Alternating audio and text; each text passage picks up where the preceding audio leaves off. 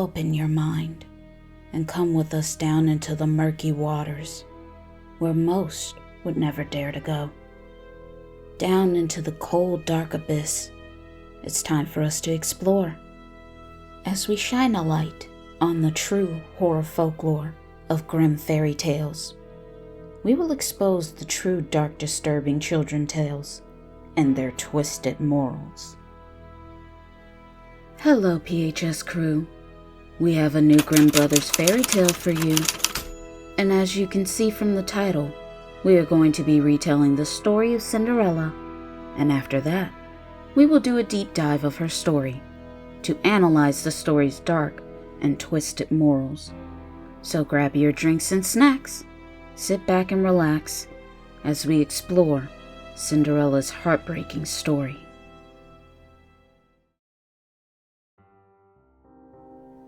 Now, let us give you a synopsis, a little back history of how Cinderella's fairy tale came to be. There are thousands of stories of Cinderella, many variants that are told throughout the world. Looks like Cinderella is a very popular girl. There is the Greek story of Ropus, which dates back to the 6th century BCE. The European version of the story, named the Pantamrone, published in Italy in 1634 by Giambattista Basile. And the Grimm Brothers Cinderella fairy tale version, published in 1812.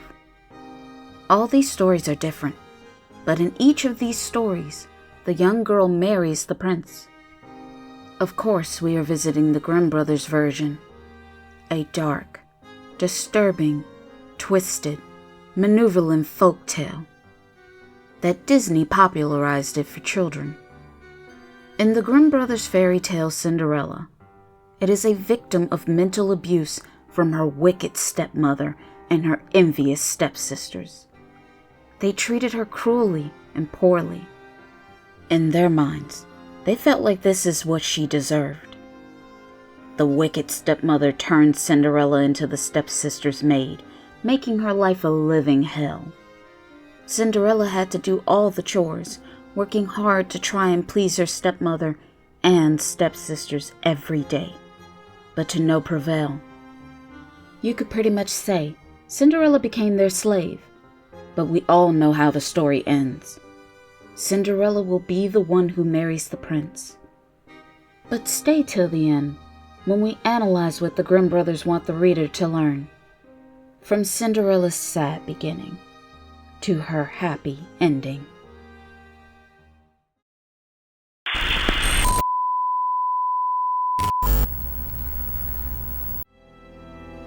This is just a friendly reminder to please like and comment to let us know how we are doing so far. We would love to hear from you all. And if you're new, please subscribe and become a part of the PHS crew. And we thank you.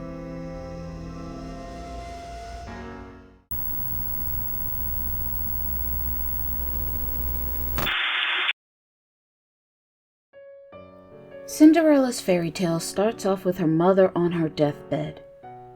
Cinderella's mother calls to her only daughter for her to be good and pious, that God will always protect thee, and she will be watching her from heaven. Then she closes her eyes, and she departed. Cinderella was heartbroken that her mother was now gone. Every day, Cinderella would visit her mother's grave from winter to spring. She would cry. Until one day, Cinderella's father told her he had taken a new wife. Cinderella's stepmother had 2 beautiful daughters. Though their faces were beautiful and fair, their hearts were black, vile, and dark. On Cinderella's first encounter with her stepsisters, it wasn't good. They said, "Is the stupid goose to sit in the parlor with us? He who wants to eat bread must earn it. Out with the kitchen wench!" The stepmother and stepsisters quickly took away Cinderella's pretty clothes. They gave her wooden shoes and an old gray bedgown. Then the stepsisters mocked Cinderella. taunting her. "Just look at the proud princess, how decked out she is." They teased her as they led her to the kitchen, as they laughed. Cinderella had to work night and day without any breaks. First thing in the morning, she had to carry water, light the fire, cook, and wash. All the while the stepsisters would make fun of her. They would spill things on purpose and laugh as they watched her have to clean it up. And at the end of the day, when Cinderella wanted to go to bed, she had to sleep on ashes on the floor next to the fireplace. Cinderella's father was going to town, and he asked his stepdaughter, what did they want him to bring back with him?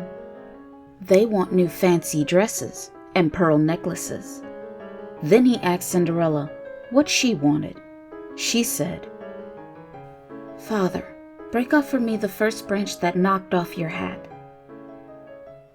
And her father granted her request. He brought back beautiful dresses for one of the stepsisters, jewelry and pearl necklaces, and for Cinderella, the first branch that knocked off his hat. Cinderella took the branch and planted it at her mother's grave. And when Cinderella visited her mother's grave, she wept. Her tears watered the tree, and the tree grew big and beautiful. And when Cinderella would wish for something under the maple tree, birds would fly onto the tree, granting Cinderella's every wish. One day, the king announced a 3-day festival and invited all the beautiful young girls across the country, so the prince could choose a bride. The stepsisters were delighted that they were invited. They cried out to Cinderella to help them get ready for the festival. They said, "Cinderella, comb our hair, brush our shoes, and fasten our buckles, for we are going to the king's palace for the festival." Cinderella obeyed, but she cried because she too wanted to go. But she knew her stepmother wouldn't allow her to do so. When she asked her stepmother if she could go, she said, "Thou go? Thou art dusty and dirty. Who would let you into a festival? Thou hast any shoes nor clothes." But Cinderella was determined to go, so she continued to ask her stepmother. Cinderella's stepmother told her if she wanted to go to the festival, then she needed to pick up lentils that the stepmother emptied into the ashes within 2 hours. If she retrieved them all, then she would allow her to go. Cinderella immediately ran out into the garden and called out, "You tame pigeons, you turtle doves, and all you birds beneath the sky, come and help me to pick the good into the pot, the bad into the crop." And indeed, all the birds beneath the sky came to Cinderella to help her pick and gather the grains into a dish. They completed the task within 1 hour. The birds flew off once the task was finished. Then Cinderella went to her stepmother to show her the task was complete. Cinderella knew her stepmother would allow her to go to the festival. But despite her completing the task her stepmother asked, she told her no. She couldn't go to the festival. The stepmother said, "No, Cinderella, thou hast no clothes, and thou can't dance. Thou would only be laughed at." Cinderella started to cry. Cinderella's stepmother gave her another chance. Cinderella's stepmother told her if she can pick 2 dishes of lentils out of the ashes in 1 hour, then she could go with them to the festival. Cinderella once more ran out into the garden and called on the birds to help her again. "You tame pigeons, you turtle doves, and all you birds beneath the sky, come and help me to pick the good into the pot, the bad into the crop." Every bird beneath the sky helped Cinderella pick the lentils from the ashes. They gathered the grains and placed them into the dish. Within a half hour, they were finished. Then birds flew away. Cinderella took the dishes to the stepmother, knowing she would let her go to the festival. But again, Her stepmother said no. The stepmother said, "All this will not help thee. Thou goest not with us, for thou hast no clothes and can't dance.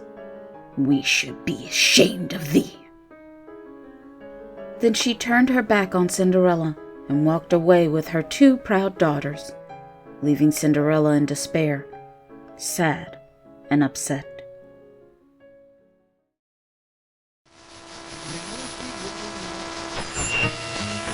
She laid in Mama Bear's bed, but it was way too soft. She said, "This bed is so cheap. It's just awful.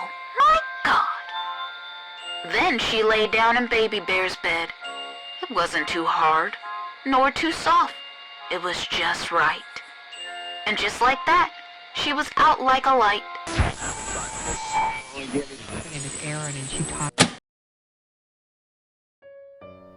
After Cinderella's stepmother, stepsisters, and father left for the king's festival, Cinderella was left alone, so she went to her mother's grave and wept under the maple tree.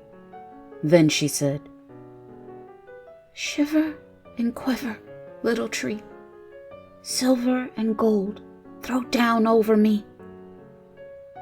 Suddenly, the birds threw down to Cinderella a silver and gold dress with embroidered slippers made from silk and silver. Cinderella placed on the shoes and the dress. Then she left for the festival.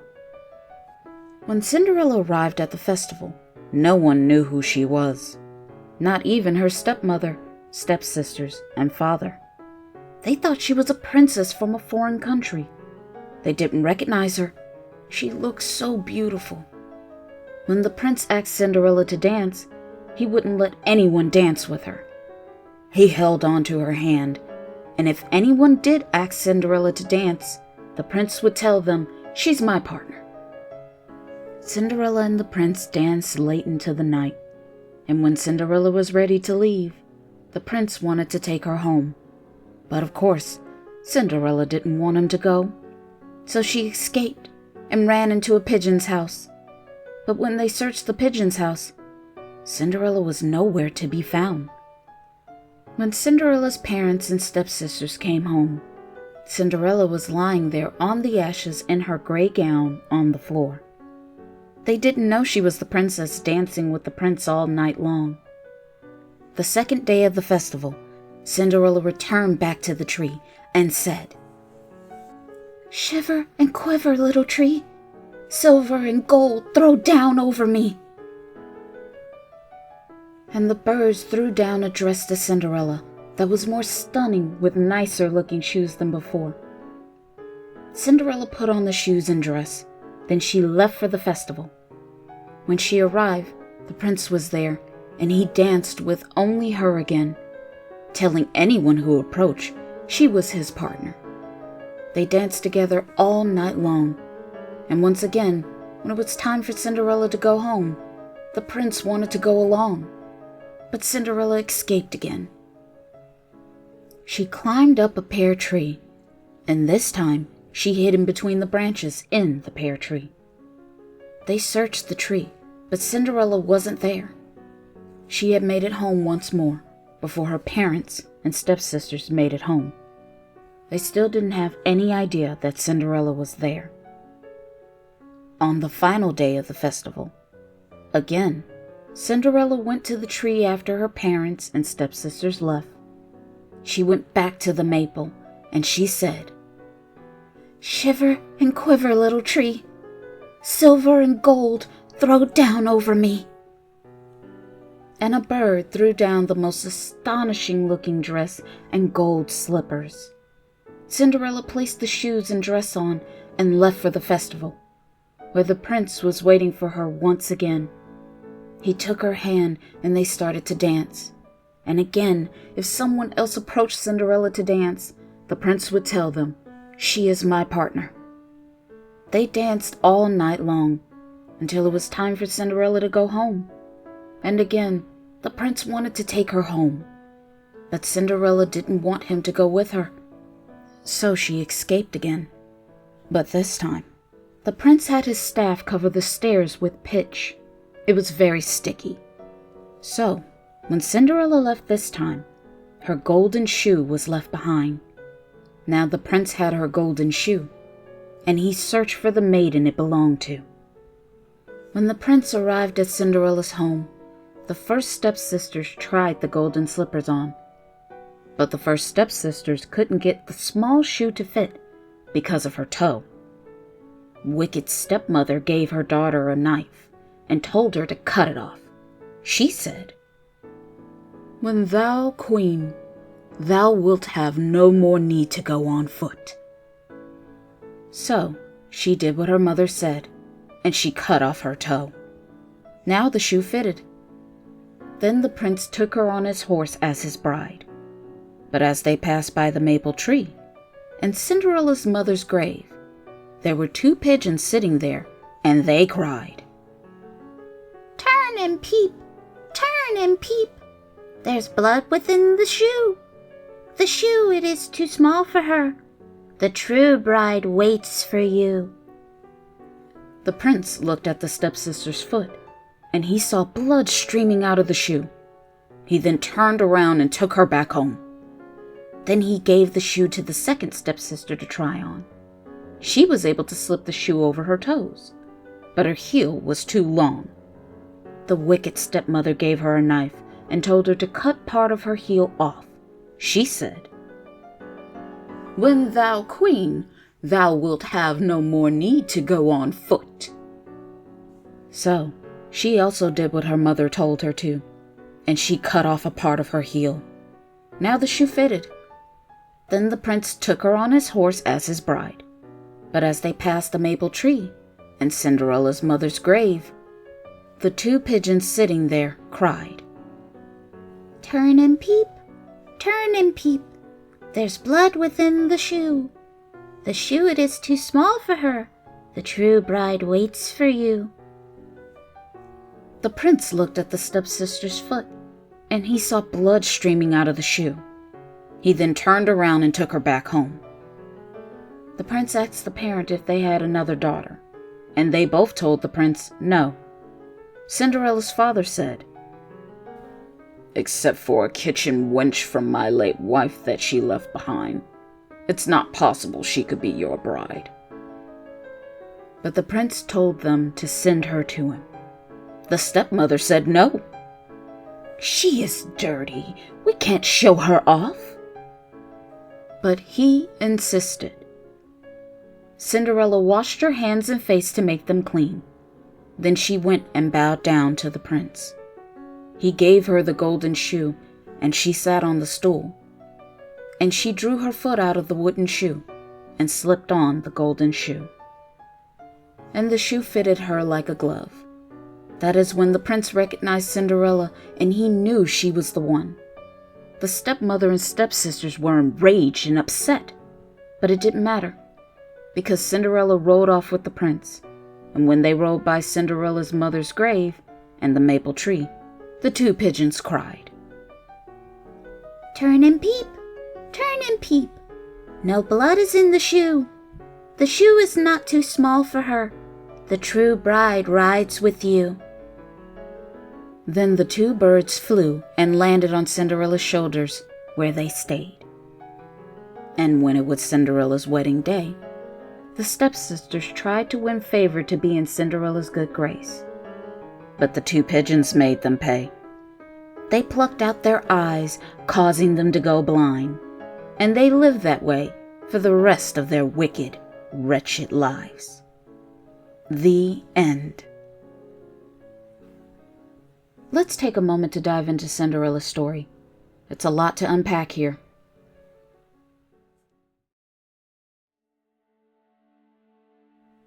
Cinderella's fairy tale begins off really sad, with her mother on her deathbed, which is a very traumatic experience for a young girl. It seemed to me her mother was probably her whole world, and we didn't really hear much about Cinderella's father until he married the wicked stepmother. The father. He doesn't seem to be there for Cinderella, because he let the stepmother and stepsisters come right in insulting Cinderella. They didn't even try to get to know her. They instantly took everything away from her. Her clothes, shoes, I am assuming her bedroom, her freedom, and the father didn't do anything to stop them. He was a part of the problem. He was awful. He seemed not to care about how the stepmother and stepsisters treated Cinderella. They came in and immediately just took over. The stepmother and stepsisters made her into their maid. Cinderella's father let them turn her into a slave. That is just crazy. They worked her all day from sunup to sundown. And on top of that, they made her sleep on the floor in ashes next to the fireplace. That really blew my mind. Why didn't her father step in? Why didn't he make them stop? He could tell them not to treat his daughter this way. He was the man of the house. To me, I don't think he cared. He was too occupied with his new family. He didn't seem to give a damn anymore about Cinderella. Even when the prince asked if he had another daughter, he told him no. Then he finally admitted that he had a daughter from his previous wife that died. But Cinderella was nothing but a kitchen wench. What the hell? The stepsisters. They were just pure evil. They didn't give Cinderella any respect. They treated her like a second-class citizen. They teased and mocked her for no reason. They were bullies, self-centered, and narcissists. They seemed to take pleasure in her pain. The stepmother is really twisted and sadistic. She tells Cinderella, "You can go to the festival if you can complete an impossible task." She was never going to let Cinderella go to the festival.